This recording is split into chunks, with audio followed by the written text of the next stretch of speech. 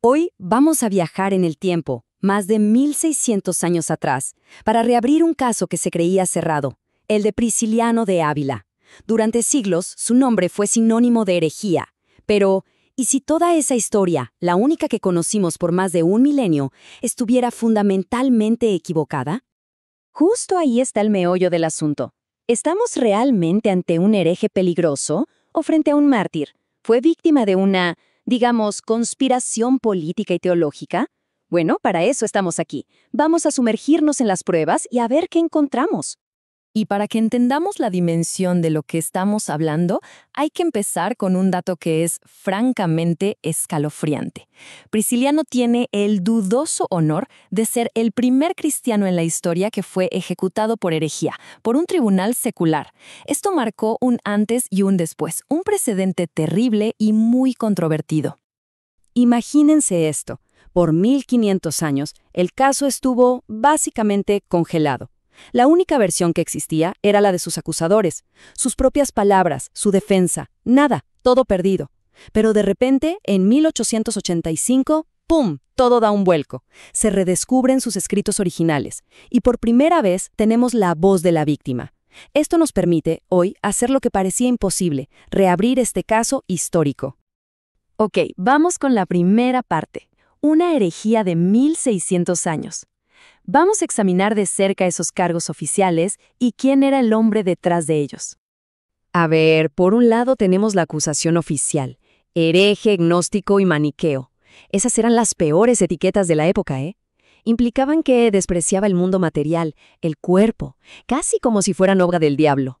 Pero luego vemos quién era él. Un noble, superculto, con una fortuna inmensa que de un día para otro lo deja todo por una vida de ascetismo cristiano. Y su movimiento, además, creció rapidísimo, lo que nos habla de un carisma impresionante. Algo aquí como que no cuadra, ¿verdad? Y aquí es donde la cosa se pone interesante, porque ahora, con sus propios escritos en mano, podemos hacer un cara a cara. ¿Qué era maniqueo? Bueno, resulta que en su Liber Apologeticus, él mismo condena el maniqueísmo y todas las demás herejías. ¿Que despreciaba el cuerpo? No. Lo que encontramos es que promovía la disciplina ascética para poner el espíritu sobre la carne, algo súper común, no un rechazo a la creación.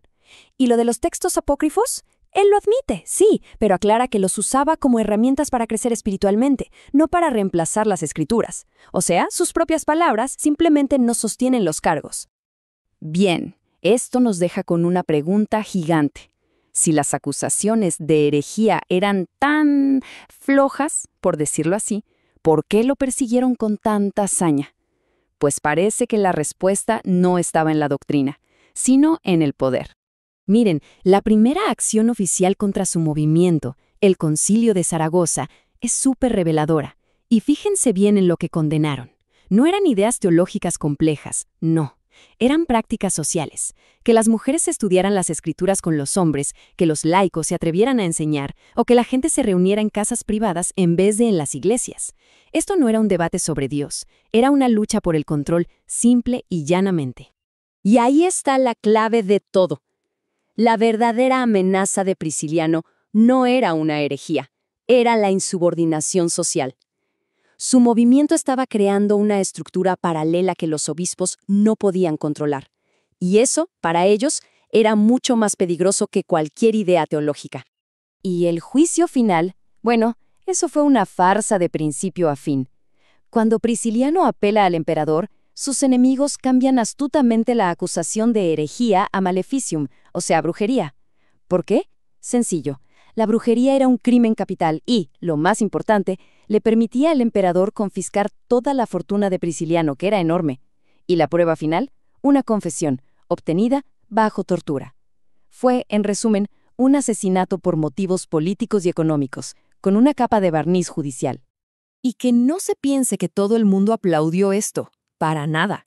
Figuras importantísimas de la Iglesia de la época, hablamos de gigantes como San Martín de Tours, el mismísimo Papa Ciricio o San Ambrosio de Milán, todos quedaron horrorizados, condenaron la ejecución públicamente. Esto nos demuestra que, incluso en su propio tiempo, muchos vieron este juicio por lo que realmente era, un abuso de poder brutal. Bueno, ya vimos que las acusaciones eran probablemente falsas y que los motivos eran políticos. Entonces, es momento de preguntarnos, ¿en qué creía realmente Prisciliano? Vamos a meternos en el corazón de su teología. El centro de su creencia tiene un nombre un poco técnico, monarquianismo modalista, pero para entendernos se le llama teología de la unicidad. La idea es bastante directa. Hay un solo y único Dios, una sola persona divina que se ha manifestado al mundo de distintas formas o modos, como Padre en la creación, como Hijo en la redención a través de Jesús y como Espíritu Santo en la vida de los creyentes. Y lo más irónico de todo es que la mejor descripción de lo que él creía no viene de sus seguidores, sino de uno de sus peores enemigos, un tal Orocio.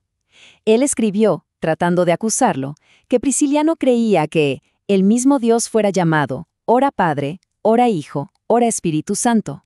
Sin quererlo, le dio al clavo, nos dejó la definición perfecta.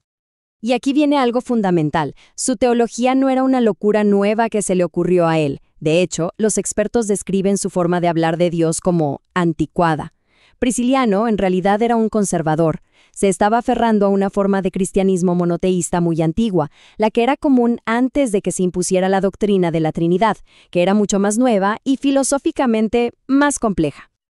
Perfecto.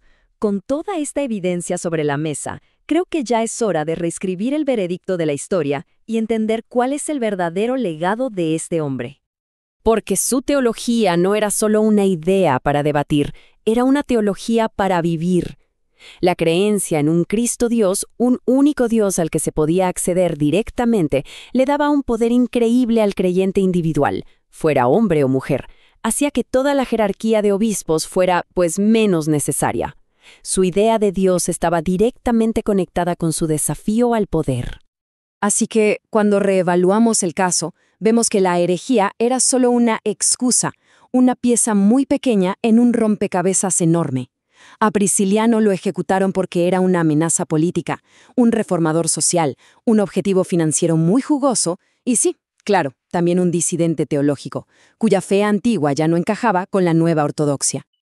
Y el caso de Prisciliano nos deja flotando una pregunta final, una pregunta bastante incómoda. Después de 1500 años de ser el hereje oficial, la evidencia sugiere que todo fue un montaje. Y esto nos obliga a pensar, ¿cuántas otras verdades históricas que damos por sentadas no son más que la historia contada por los que ganaron?